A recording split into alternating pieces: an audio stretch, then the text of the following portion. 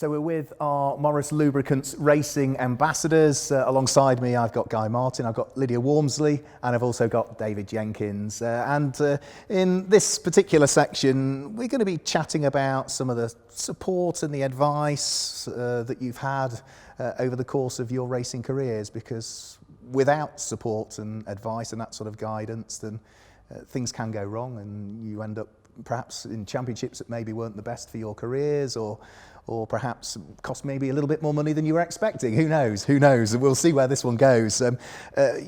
You've all had a huge amounts of support. Some of that will be family members and parents or siblings, and some of it will be corporate support as well as fans and things as well. I know you've got many fans, Guy, who've supported your career, but who's given you your best individual support throughout your career? You've come across so many team managers and people, but is there one standout person or family member that has supported your career so much? Big question. I'm having to think about Big that. question. I mean, your dad was a racer, so he must have supported your career in the early stages. Yeah, he did. My dad was the man. Yeah, he was the man. Yeah, he helped me with my first bike. Yeah, so I was working at John Ed Volvo as an apprentice, and yeah, I got like 1,500 quid together, and he gave me another grand to go and buy my first bike.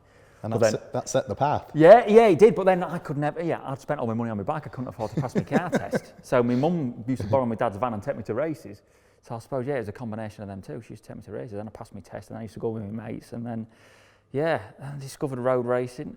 So I suppose my dad was when I got into Ireland, Sam Finley was the first bloke that helped me over there. I lived with his family and raced over there, and then from there to Yull Duncan, lived in a truck over there. Me and my mate Trellis moved over to Londonderry, with Yull Duncan, and then from there, sort of rode for bigger teams after that. But they sort of set me stall out for what I did. So have all of those people that you've just mentioned, they've all had a key part to play at various points in your career? In ways, but it was always I'm not going to say, but it's just me. I was just all I wanted to do. All I wanted to do was get on a bike and go race. I would have done whatever it took to make it happen. Whether that was working in, I used to work some daft jobs, just earn a few quid to get in.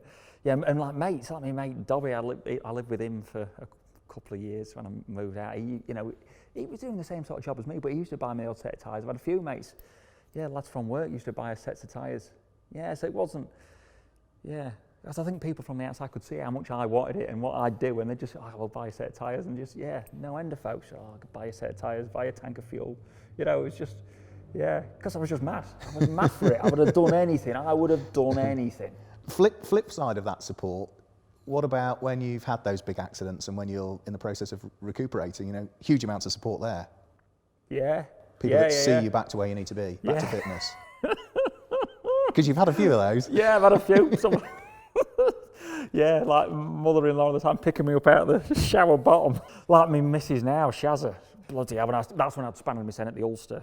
Bloody hell, I wasn't worth knowing. I wasn't worth knowing, but she still put up with it. She's still putting up with it now. Fair play to her. I'm just a bloody arsehole, man. When I just can't get out on my push bike or get out on my motorbike or get in my shed, that's probably the worst thing when I can't get in my shed. I am not worth knowing. I'm not worth knowing. And she put up with it, I'll tell you.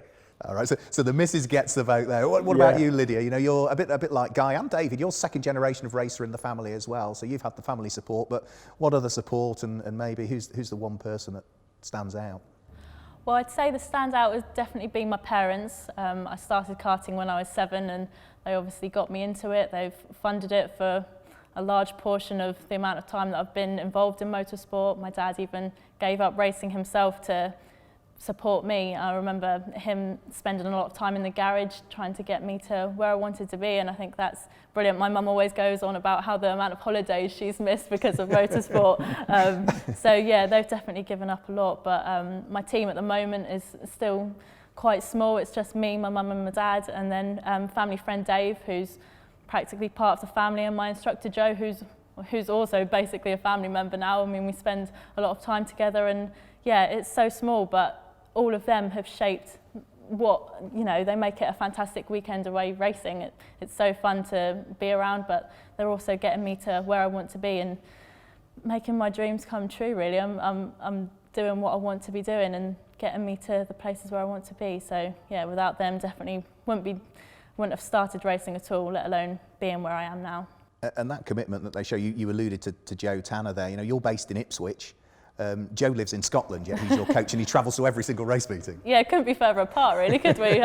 Yeah, he's got a big commitment with us, really, and that's amazing to have someone that's that committed to you. I don't think you can find that in many places, really, that you've got a team so invested in trying to get you to do well, and we're putting so much into it, and everyone is putting so much into it. I mean, at the end of the day, the driver is the one that stands on the podium, but it's a whole team behind you that's putting more than their fair share in, and it's basically a full-time job for everyone in the team. So yeah, couldn't thank them enough. It knows no bounds, this level of support in motorsport, and you know that as much as anybody, Dave. You know, you cut the Jenkins family in half and it bleeds motorsport. Yeah, it would be wrong for me to single out any one big influence or one big supporter. You know, you answered the question in your question. It's a combination of personalities and of commercial support and your own team and all those sorts of things, and you've got to pull it all together. You know, I'm really lucky with the level of support that I've had from within my family, and it's at every level. It starts from my mum and dad, then my brothers and my sisters. For sometimes it's the right advice, sometimes it's the wrong advice, and it's all about picking the bits out of it that's relevant. And then, you know, most recently, my children now, at 2 years of age, the support for my little girl, and my little boy now is 12 weeks old at the moment, so I don't get a lot from him yet. But the boost it gets to see them there with you on a race weekend, and that's a big thing for me. And I think it's funny how it changes over the years and where you gain your influences from now. But and what you go racing for, it's all about that sense of pride and about doing well for all the people that have supported you along the way. So I've been immensely lucky, massive support from the family, team, individuals along the way, and businesses along the way. And we just managed to keep it all together, keep everybody happy for long enough, keep doing what we do.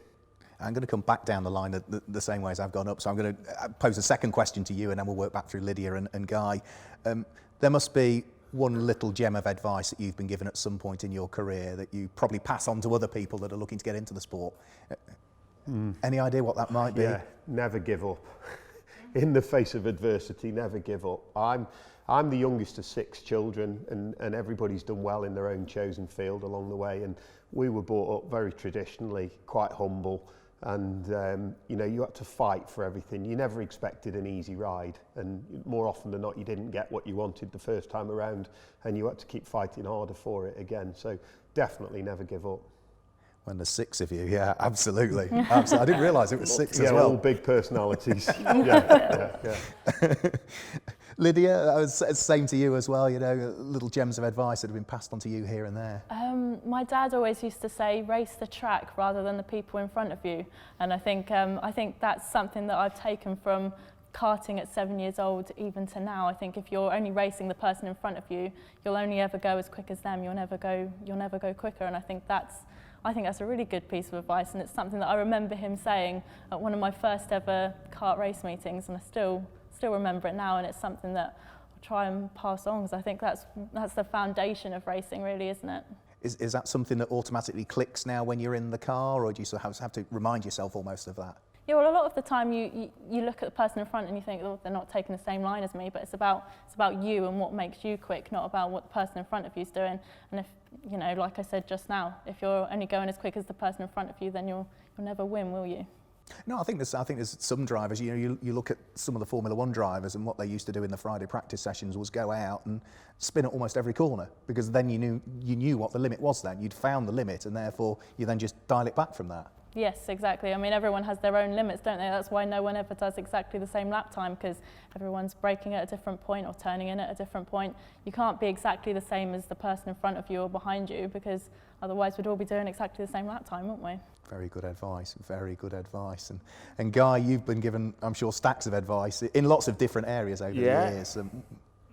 Like, I'm not the sharpest tool in the box, right? But I've never tried to make out that I'm some Stephen Fry or whoever else or Elon Musk. I'm not the sharpest on the bottom. I've just been true to myself.